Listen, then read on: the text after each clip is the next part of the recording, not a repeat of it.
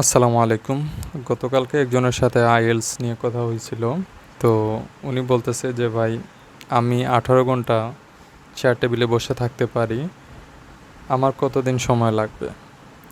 তো just out of my curiosity আমি ওনাকে জিজ্ঞাসা করলাম যে আপনার এসএসসি এইচএসসিতে রেজাল্টের কী অবস্থা। তারপরে উনি রেজাল্ট বলল। তারপরে বললাম যে ইংলিশে স্পেসিফিকলি কত পাইছেন। তো উনি বলল উনি 3.50 পাইছে, মানে এমএনএস পাইছে আরও 5 এইচএসসিতে। তো বললাম যে তাহলে তো একটা বেসিক ভালো ধরা যায়, বাট এটাও একটা কনসার্ন যে আসলে ইংরেজিতে তো আপনার হয়তো যেই কম্পিটিটিভ এক্সাম বলেন বা যে সমস্ত কম্পিটিটিভ এক্সামে মানুষজন অবশ্য ভালো শিখে টিকে যায়, বাট বোর্ড পরীক্ষাতে যারা আমরা সাধারণত চিন্তা করি স্বাভাবিকভাবে, তাদের ক্ষেত্রে আগের বছরের কোয়েশ্চেনগুলো যদি কেউ পড়ে যায় তাহলে মোস্ট প্রবাবলি তার জন্য চলে আসে। এখন পরে উনি বলতেছে যে আমার আইএলসের রাইটিংয়ে সমস্যা হয়, আইডিয়া জেনারেট হয় না।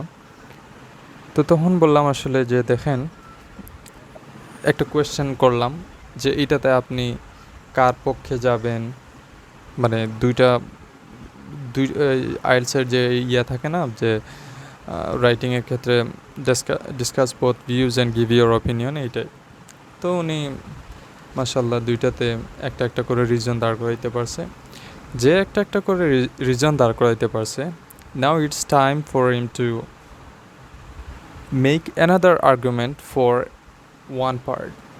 যেটা হইলো যে দুইটা মতের মধ্যে সে আরেকটা মতে যদি আরেকটা আর্গুমেন্ট দাঁড় করাইতে পারে, তাহলে সে ওই মতেরই পক্ষে চলে গেল। সে কিন্তু লিখে আসতে পারবে।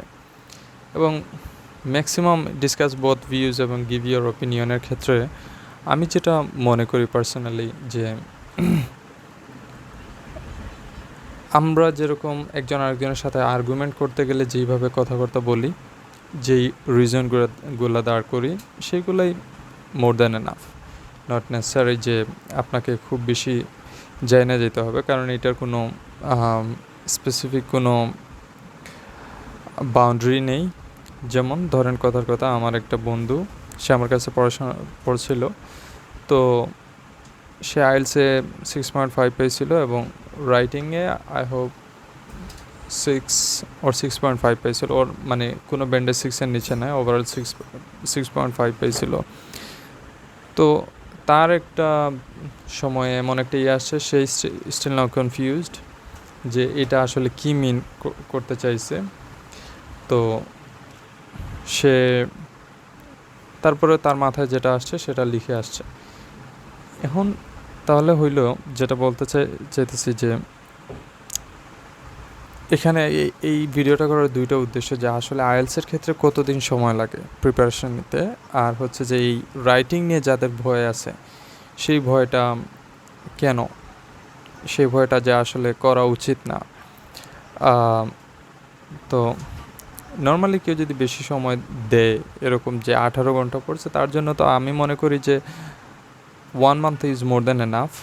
বাট সে যদি একটু বেশি ইনসিকিউর ফিল করে এবং সিকিউর ফিল করার জন্য সে হয়তো 2 মাস নিতে পারে, এবং তার প্রিপারেশনের তুঙ্গে থাকা অবস্থাতেই তাকে পরীক্ষা দেওয়া উচিত। আর রাইটিংয়ের ক্ষেত্রে সে আইএলস লিজের ওয়েবসাইটে গেলে রাইটিং টাস্ক 2 এর বিভিন্ন বিষয়গুলোর উপরে topic wise just advantage, disadvantage, এই সমস্ত বিষয়গুলো লেখা আছে।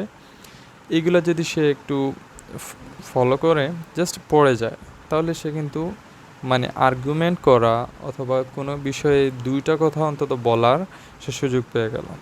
যেমন ধরেন কথার কথা, যে গভর্নমেন্টকেই কেন নন প্রফিট অর্গানাইজেশনকে মানে দেখাশোনা করা উচিত, এটার পক্ষে মানে বলতেছে যে মানুষ মনে করে যে গভর্নমেন্টকেই নন প্রফিট অর্গানাইজেশনগুলোকে দেখা উচিত। তখন এটা আপনি এগ্রি করেন না ডিসএগ্রি করেন? এই ক্ষেত্রে আপনি চিন্তা করেন যে কেউ যদি 2টা রিজন দাঁড় করাইতে পারে যে নন প্রফিট অর্গানাইজেশনগুলার যদি গভর্নমেন্ট দেখভাল করে, তাহলে একটা কারণ হইতে পারে যে দে উইল ফিল সিকিউর, তারা সিকিউরিটি ফিল করবে, যার কারণে তারা মানে even the they are not making their amount of money, but তারা তাদের ভলান্টিয়ার কাজ হিসেবে সেটাকে আরও সামনে প্রসিড করতে পারবে। এটা একটা কারণে আমি এটার সাথে এগ্রি করি। আরেকটা হচ্ছে যে এই নন প্রফিট অর্গানাইজেশনটা যদি সরকারের সাথে অ্যাফিলিয়েটেড হয়, তাহলে সে হয়তো কখনো না কোনো না কোনো সময় সে বিভিন্ন ধরনের ইনভেস্টমেন্ট পাইতে পারে, যেহেতু তার এই লেজিটিমেসিটা আছে যে সে একটা গভর্নমেন্টের সাথে আছে বা গভর্নমেন্ট রেজিস্টার্ড এরকম। তা আপনি এই 2টা দাঁড় করে একটা দাঁড় করলেন, এটা কেন বললেন বা কিভাবে এটা আপনার কথাটা কিভাবে কাজ করলে আপনার কথাটাই যুক্তিযুক্ত হয় এটা বলেন, তারপরে একটা এক্সাম্পল ধরাই দেন। তারপরে 2 নম্বরটাতে আপনি যে মানে ফান্ডিং আসবে এটার ক্ষেত্রে আপনি বলেন যে এটার একটা সরকারি যখন ওয়েবসাইটের মধ্যে থাকবে, তখন বিদেশি অনেক যারা ইনভেস্টর বলতে যারা মানে ডোনার্স আছে, তারা ডোনার্সরা আসার পরে দেখা যাবে যে তারা ফিল করতেছে যে ওকে, তাদের এই নন প্রফিট অর্গানাইজেশনের মোটোটা আমি যেই কারণে ডোনেট করতে চাইতেছি তার সাথে অ্যালাইন করে আমি তাদেরকে ডোনেট করি। সো ইন দিস কেস সে তাদেরকে ডোনেট করবে এবং তারাও মানুষের পিছনে মানে তাদের যে অর্গানাইজেশনের মূল থিমের পিছনে কাজ করতে পারবে। তারপরে একটা এক্সাম্পল আপনি ধরাই দেন এরকম, কিন্তু সেই এক্সাম্পলটাও কিন্তু আবার ওই নন প্রফিটের সাথেই ম্যাচ করে আপনাকে দিতে হবে। তারপরে একটা কনক্লুশন ধরাই দেন, মানে কনক্লুশন মানে হচ্ছে ইন্ট্রোডাকশনারি আবার প্যারাফ্রেজিং। সো এইভাবে যদি আপনি লিখেন তাহলে আপনার রাইটিং টাস্কটা শেষ হয়ে গেল। তার মানে হচ্ছে যে বা যারা বলতেছেন যে ব্রেন স্টর্মিং নিয়ে আপনার অনেক চিন্তা, আপনি কিন্তু দুনিয়ার সব কিছু পড়ে যেতে পারবেন না। তাই আপনি হয়তো আইএলস লিজের ওই ভিডিওটা ভিডিও বলতে ওই ব্লগটা পড়তে পারেন। সেই ব্লগটা পড়ার পরে আপনি তারপরে বিভিন্ন কোয়েশ্চেন নিয়ে খেলতে থাকেন। আপনি যত বেশি প্র্যাকটিস করবেন, at the end of the day আপনি ভালো কিছু করতে পারবেন ইনশাল্লাহ, লিখতে পারবেন। তো লেখাটা কীভাবে, যে আপনি মানে আপনি জাস্ট দুইটা এনাফ। আপনি কেন এটা মনে করলেন, অথবা কিভাবে এটা কিভাবে করলে আপনি যেটা মনে করেন সেটা মানে স্বতঃসিদ্ধ হয়, সেইটা আপনি বলেন। তারপর একটা এক্সাম্পল জুড়ে দেন, ফাইন, ইউ আর ডান। তো এইভাবে রাইটিংয়ের ক্ষেত্রে আপনারা কিন্তু অল্প পরিশ্রমে আপনি ভালো করতে পারবেন। এখন হচ্ছে যে আপনার রাইটিংয়ের সেন্টেন্স মেকিং স্ট্রাকচারের এই যোগ্যতাটা আপনার বিল্ড আপ করা লাগবে। এটা যদি আপনি না বিল্ড আপ করেন যে আমি এইভাবে চিন্তা করি, তাহলে এই চিন্তাটার আমি কিভাবে লেখনের মাধ্যমে প্রকাশ করতে পারি, এইটা আপনার জানতে হবে। এটা যদি আপনি জানেন তাহলে কিন্তু আপনার ওয়ারএভার যা কিছু আসুক আপনি কিন্তু ভালো করতে পারবেন ইনশাআল্লাহ। So that's all from my and. আপনার সময় লাগবে, আপনি যদি ডেইলি 8 ঘন্টা করে সময় দেন, আপনার 2 মাস is more than enough. But আপনাকে অবশ্যই জানতে হবে যে আপনি কিভাবে পড়বেন।